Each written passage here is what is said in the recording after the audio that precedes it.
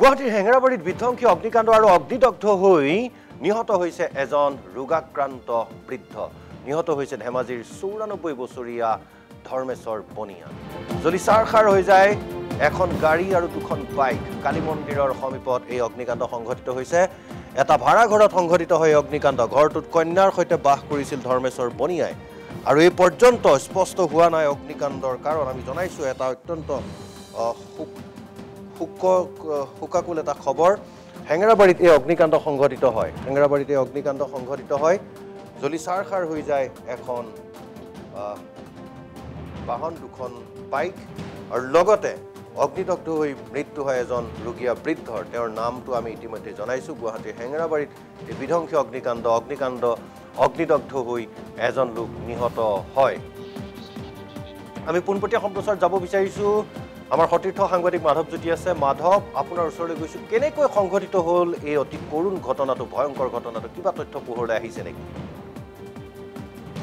হয় চাওক ৰাজীৱ গগৈ, আজি দিনৰ ভাগত আচলতে প্ৰায় ১:৩০ বজাত এই ঘটনা সংঘটিত হৈছে। আৰু যি হেঙেৰাবাৰী অৰুণোদয় পথ, সেই অৰুণোদয় পথৰ এইটো যিটো বাসগৃহ, অৰ্থাৎ এইটো এটা ভাড়াঘৰ আছিলে। আৰু সেই ভাড়াঘৰটোতে অতি কৰোণভাৱে আচলতে জুইৰ যি লেলিহান শিখা, সেই লেলিহান শিখাৰ মাজত আচলতে এজন বৃদ্ধ, যিজনৰ নাম আপুনি ইতিমধ্যে কৈছে ধৰ্মেশ্বৰ বনিয়া, সেই বৃদ্ধজনৰ আচলতে তেওঁ ছটফটাই তেওঁৰ মৃত্যু হ'ল। আৰু ইতিমধ্যেই দেখুৱাইছোঁ এখন স্কুটি, তাৰ সমান্তৰালকৈ এখন বুলেট আৰু এখন মাৰুতি যিটো এল্টো 800 বাহন ইতিমধ্যে সম্পূৰ্ণৰূপে ভস্মীভূত হৈ যোৱা পৰিলক্ষিত হ'ল। আৰু এই যিজন ব্যক্তি, সেই ধৰ্মেশ্বৰ বনিয়া নামৰ যিজন ব্যক্তি, সেই ব্যক্তিজন আচলতে কইনাৰ সৈতে ইয়াত আছিলে। তেওঁ এই ভাড়াঘৰটোত আছিলে আৰু থকাৰ পিছত কিন্তু বিশেষকৈ আজি দুপৰীয়াৰ ভাগত যিটো ঘটনা সংঘটিত হ'ল, সেই ঘটনাৰ পিছতে আচলতে কিছু তথ্য পোহৰলৈ আহিছে যে জীয়ৰীয়ে তেওঁক লৈ আহিছিলে ২২ জুলাইৰ দিনাখন তেওঁক লৈ আহিছিলে ইয়ালৈ। আৰু অনাৰ পিছতে তেওঁ যিহেতু ৰোগাগ্ৰস্ত আছিলে, গতিকে ইয়াতে চিকিৎসাধীন অৱস্থাত তেওঁ চিকিৎসা কৰি আছিলে, তেওঁ শুশ্ৰূষা কৰি আছিলে। আৰু এই বাসগৃহটোতে সেই জীয়ৰীয়ে যিহেতু ভাড়াতীয়া হিচাপে আছিলে। আৰু আজি যি দিনৰ ভাগত আচলতে ১:৩০ বজাত এই ঘটনা সংঘটিত হয়। আচলতে এই ঘৰটোৰ ভিতৰত যি চাকি, সেই চাকি জ্বলাই থোৱা আছিলে। আৰু সেই চাকিৰ জ্বলাই থোৱাৰ পিছত সেই চাকিৰ যি জুই, সেই চাকিৰ জুই আচলতে এখন পৰ্দাত লাগিছিলে বুলি ইয়াৰ স্থানীয় কিছু ব্যক্তিয়ে জনাইছে। আৰু সেই তাৰ পিছতেই এনেধৰণৰে কৰুণ ঘটনা সংঘটিত হ'ল। আৰু যিহেতু কইনা কৰ্মসূত্ৰে আচলতে বাহিৰলৈ ওলাই গৈছিল, আৰু ওলাই যোৱাৰ পিছত তেওঁ নাতিনিও ওলাই গৈছিল। আৰু বাহিৰৰ পৰাই যিখন দুৱাৰ, সেই মূল দুৱাৰখন আমি দেখুৱাই আছোঁ ইতিমধ্যে, এইটোৱে সেই এই কোঠাটোতে আছিলে।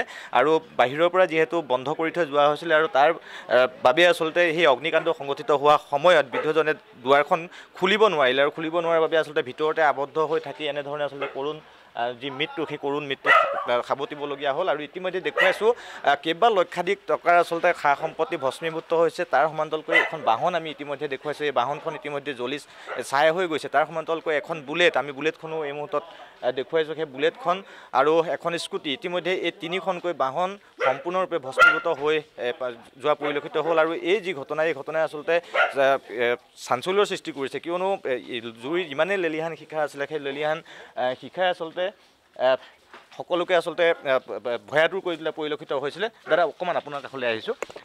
এই ঘটনাটো কেনেধৰণে হ'ল? তেনেকৈ মই কথা ক'ম, মই তাৰমানে ঘৰত আছিলোঁ। মই তাৰপিছত নিজৰ দেখা দৌৰ মাৰি গুচি আহিলোঁ, জেগাটো এলেকাটো গম পাই। তাৰপৰা আহি দেখিলোঁ মই মনত জ্বলিলে। এতিয়া পানী চানী মাৰি আছোঁ, গাড়ীও আহিলে ভাবিতে। এই ল'ৰাটো ভালদৰে জানিব। মানুহজন মানে ঘৰৰ ভিতৰতে বয়স আছিল মানুহজন, মোটামুটি 89-85 মান আছিলে ইমানত। নিশ্চয়কৈ আচলতে। আৰু এনেধৰণে মই কৈছোঁৱেই যে এই যিটো বাসগৃহ, সেই বাসগৃহটো আমি হেঙেৰাবাৰীৰ পৰা ইতিমধ্যে দেখুৱাইছোঁ। যি হেঙেৰাবাৰীৰ অৰুণোদয় পথ, সেই অৰুণোদয় পথৰ এইটো যি ভাড়াঘৰ আছিলে, সেই ভাড়াঘৰতে ভাড়াতীয়া হিচাপে আছিলে। আৰু কন্যাৰ সৈতে থকা সেই ধৰ্মেশ্বৰ বনিয়া নামৰ যিজন বৃদ্ধ ব্যক্তি, সেই ব্যক্তিজন আচলতে তেওঁৰ ৰোগাগ্ৰস্ত অৱস্থাত ইয়াত কইনাৰ সৈতে আছিলে। আৰু আজি দুপৰীয়াৰ ভাগত সেই কৰুণ ঘটনা সংঘটিত হয়। ঘৰৰ ভিতৰৰ যি চাকি, অৰ্থাৎ যি বন্তি, সেই বন্তিৰ পৰাই আচলতে জুইৰ সূত্ৰপাত হোৱা বুলি ইয়াৰ বিভিন্ন যিসকল ব্যক্তি, সেই ব্যক্তিসকলে জনাইছে। আৰু ইতিমধ্যে সম্পূৰ্ণৰূপে চাৰখাৰ হৈ গৈছে।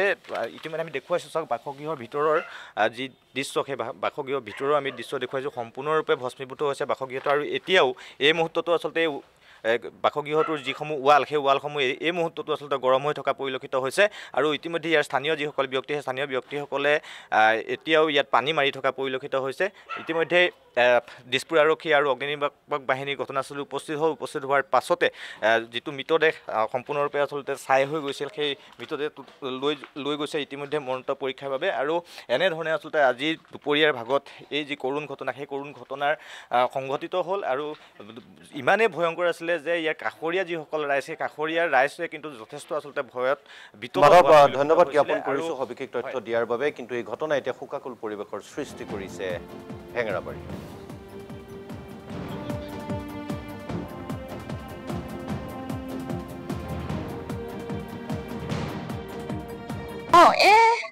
ফোন আছে 1:30মান বজাত মই হাতীগাঁও আছিলো মানে পলিচি দিব লাগে যে আমাৰ ইঞ্চুৰেঞ্চত কৰো মই মেনেজাৰ ফোনৰ কৰি ফোন আহি আছে আমাৰ মই বোলো নাই ছাৰৰ ওচৰলৈ মই নাযাওঁ বাহিৰে মই কাষ্টমাৰ ওচৰলৈ যাওঁ তাৰ মেনেজাৰক মোক ফোন কৰি জনালো ছাৰ মই কাষ্টমাৰ ওচৰত আহিলো তেওঁ সোমবাৰে মাতিছে বিয়া এখন আছে 8 তাৰিখে তাত সোমাই দিলো নহয় মই পুতুকে মই বোলো খবৰ এটা লৈ যাওঁ মানুহঘৰে মোক মাতি গৈছে ইয়াৰ পৰা বোলে বিয়াৰ আগত এদিন যাবা এই খবৰটো ল'বলৈ যাওঁতেই মই এইফালে ছোৱালীয়ে ফোন কৰিছে মা আমাৰ ঘৰটো জ্বলিলে তাই মানে ডাইপাৰ কিনিবলৈ গৈছিলে ফাৰ্মাচীৰ পৰা তাই ফাৰ্মাচী মানে ডাইপাৰ কিনিবলৈ গৈছে দেউতাক যে পিন্ধাও সেইটো শেষ হ'ল আজি তাৰপৰা মই বোলো ঠিক আছে মোৰ দৰমহা সোমাইছা তুমি ডাইপাৰটো কিনি নিবা 2-3টা কিনিবা মাহৰ কাৰণে তাৰপিছত সেই কিনিবলৈ যাওঁতেই শুনিছে মই এতিয়া কি কৰিম ইমান দূৰৰ পৰা হাতীগাঁৱৰ পৰা মই আহো মানে প্ৰায় ফোন কৰিছো লাষ্টত ৰিজাৰ্ভ অফিচাৰক ফোন কৰিলো ছাৰ আপুনি কৈ দিয়কচোন মোৰ ঘৰত জৰুৰী জালি বিকে যা বুলি কয় তাৰপৰা তেওঁ ফোন কৰিলে নেকি আহি গ'ল এতিয়া এওঁলোকে গাড়ী আনিব পৰা নাই বুলি মোক আকৌ বেলেগেও ক'লে বোলো কিয় নোৱাৰিবি চব গাড়ী আহে কিয় নাই বুদ্ধ বোৱাৰী কষ্ট দিছিলে কাৰণে মই এলে লৈ আহিছিলো মোৰ এইটোৱে দুখ এতিয়া